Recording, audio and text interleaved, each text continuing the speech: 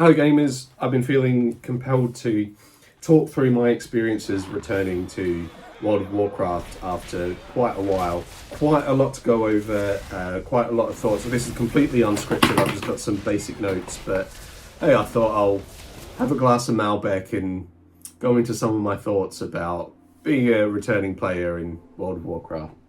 Just going a bit into my experience with World of Warcraft before, I was one of those hopeless players that was always starting a new character. I was just addicted to that constant dopamine of the early levels. So I never had a level capped character up until now.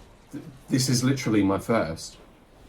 I think the highest I got was in Wrath of the Lich King. I got a character to about 74, 75, I can't quite remember. But I just love being part of that community and being in that world. It's something that's really stuck with me, and I was a Warcraft fan since Warcraft 2.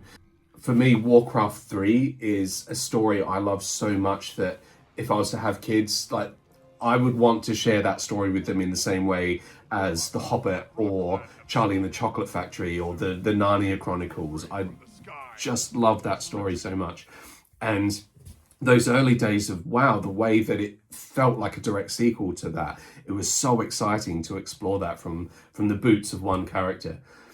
I recreated my very first character, Dunadar, the Dwarf Hunter. Starting off, you're landed in the Exile's Reach tutorial. It does a fine job. It teaches you the mechanics, it looks gorgeous. The characters you meet are fun, and obviously they've put some from Dragonflight in now to lead you into that story, which we'll get to. It's not as grounding as being given a unique starting zone based on the race that you're playing. I get the need for this unified tutorial, and I don't know, with the number of players, maybe it's necessary to have them all together in this one place. But what's weird is that you don't get that feeling of starting from nothing. You're on this ship as already some kind of lauded hero of the Alliance, and characters like Jaina are talking to you as if you're this storied hero, and you're like, I just got here, I don't know what's going on. But that aside, you're taken through, you're taught the mechanics, and it works very well. Ends with a nice dungeon. And then bang, you're off to Dragonflight. So, Dragonflight. Tight, if you can. Mechanically, it's a great leveling experience. You're taught Dragonflight, how to fly around the world. The story dungeons are really good in that they teach you the dungeon mechanics without the pressure of having to group up. But story-wise, for me, it's no. Not because the story's terrible. I didn't really feel much about it either way, but you land there at level 11 and you're like two-shotting dragons. Where's the build-up? Where are the kobolds and the gnolls and those early mobs that make sense at that level? It's just too epic too quickly. And that is a theme of retail WoW now.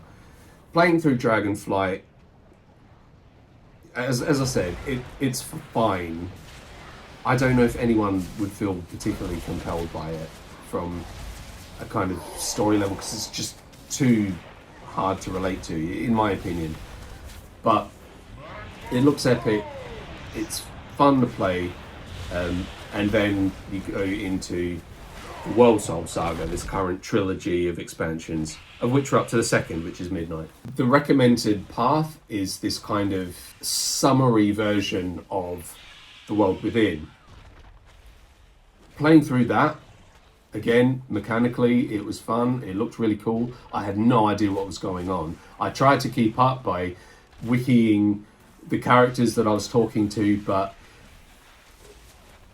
no idea. It seems it's so disconnected from the Warcraft of the past, and the cosmology has gotten so huge. When Burning Crusade came along and they introduced the Naru, and it's like, oh wow, these ancient beings. Now on top of that, we've got Titans and these old gods and an actual personified soul within Azeroth called Azeroth. It's like when you meet a friend and you haven't seen their kids since they were like 1 and 15 years have gone past, and you go, that is huge. That's what this is like now. It's just so overwhelming. Anyway, playing through that, you're sort of brought up to speed, and then eventually you get into Midnight, the current expansion, and that's when I finally started to feel like I was on even ground with everybody else, experiencing this expansion at the same time. And early days, it is beautiful. Silver Moon, seeing that again, if you've explored it as a Blood Elf back in Burning Crusade, gives your rig a bit of a workout when you're flying over it at high speeds. Xal'atath, who I still got no idea what she's about. She recurs enough that you start to feel something when she appears. You know that this bitch is evil and has these weird nefarious schemes, and you feel compelled to find out what they are and to put an end to them. How everything comes together towards the end of the expansion, I won't spoil it, but it's actually really nice. You're given a kind of whirlwind tour of the areas around Silver Moon, and it involves all the various elf factions. Finally hit the level cap and endgame. Blizzard have got the endgame systems, for me as someone who's only just got to this point, Blizzard have really refined this to an art now. That kind of constant trip of dopamine that I would get from the early levels of WoW Classic, you can get that at endgame now. There's just so much to do. And actually, it's really solo friendly now. So you've got the prey system where you'll pick a target in a region of the map, go there and do your basic questing, but suddenly you've got these traps to disarm and these ambushes from this prey target that you need to survive and fight them off until finally you build up your prey meter enough to go and take them out. It just makes the basic questing in those areas, which you might still want to do to gain renown, just makes that a bit more exciting and a bit more clutch when at any moment this prey target could ambush you, and you get great gear from it. Same with the delves. So the delves, I think, are a genius move in that these aren't just the usual group dungeons, but nerfed for solo players like they do in the story mode of Lord of the Rings Online. They're actually designed to feel right for one player and an NPC companion. They're really fun. They're not too difficult, but you get good rewards from it. And it's great that you've got these options for grinding your gear levels up without that pressure to group up. So I actually haven't done any end game dungeons and raids yet outside of the story mode ones. I want to, and I'll get to that, but it's brilliant being able to go into that feeling a bit more secure because I've worked on my item levels from these other options.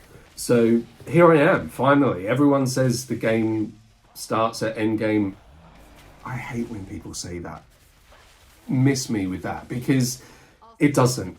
Your time investment starts from the moment you log on, and that's time you're not getting back, even if you don't get to end game. So that's not something I agree with, but it feels good to finally have an end game character in WoW, and for the systems to be so strong.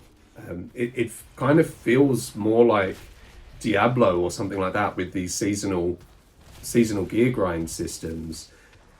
And that's true for all of retail WoW now, actually. It's so fast paced and so kind of visual and stimulating. It's like it's an MMO ARPG almost, but with the classic old tab target controls. Mechanically, I think the game is a real lot of fun. It's much faster paced than classic. So far, I'm having a great time with it. I hope that I'm going to stick to it this time. I do want to create some more characters and get them to end game. I do want to get more into the group content. Housing, another fun thing to play around with. I've only just touched it, but I've been gaining so many decor items through the quests and now through the end game activities. Eventually I need to make myself just spend a couple of hours really beautifying my new home. I suppose that brings us to the question of, would I recommend retail WoW to returning and new players? They are two different things. If you have that grounding in Azeroth already and you've played Classic before, then yeah, give it a go, get back into it.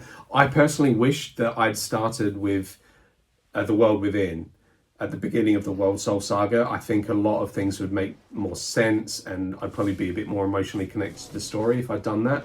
But I'm excited to see where the saga goes. And the rumors I'm hearing about what the plan is for after the World Soul Saga, with a bit of a reset to the world, I'm really excited about. I want the Horde and the Alliance rivalry to matter again. What happened to the Horde and Alliance? It just doesn't mean anything anymore. If you're Alliance, you're running around with Horde players and vice versa. It's just working together. There is none of that rivalry or warfare anymore. That's something I miss a little bit. Bring back Eastern Kingdoms and Kalimdor, rework those. Let's reconnect with the original World of Warcraft again. But I'm really glad I got back into it. Having a good time. Returning players, yeah, if you're curious, give it a go. You'll love the delves, you'll love the prey system. And if you're one of those group content kind of players, it seems pretty solid. I know there's been some issues with the patching, and I'm not going to get into that. Brand new players, this is more difficult because I really think the world is so overwhelming now. It's just gotten more and more epic with every expansion, to the point where it's so difficult to feel grounded and connected. If you can look past that and you don't care about story, the mechanics are great. You'll push through, read the wikis, and end up having a good time. If you do care about story, it's going to be tough to get into, and I think I would recommend Classic over Retail for that reason. It's kind of swings and roundabouts, because while I respect Final Fantasy XIV for making you play through the entire main story quest for every expansion, it takes forever. Now, I've not managed to do it because I drift off. I'm halfway through the second expansion, I think, and so much of it is just running around from one character to the next, to the next, to the next for hours. So I'm glad they're not going that route. I do think once they get to a point where they can rework the whole leveling system again, it's time to just bring things down a bit, reconnect to Azeroth on a ground to level, bring back the Horde Alliance rivalry, maybe bring back racial specific starting zones, and get us connected to that zero to hero experience again. At the moment, you're just hero to massively epic godlike hero. That's my thoughts. That was completely unscripted load of nonsense. Was it helpful to you? I don't know. I had to get it off my chest.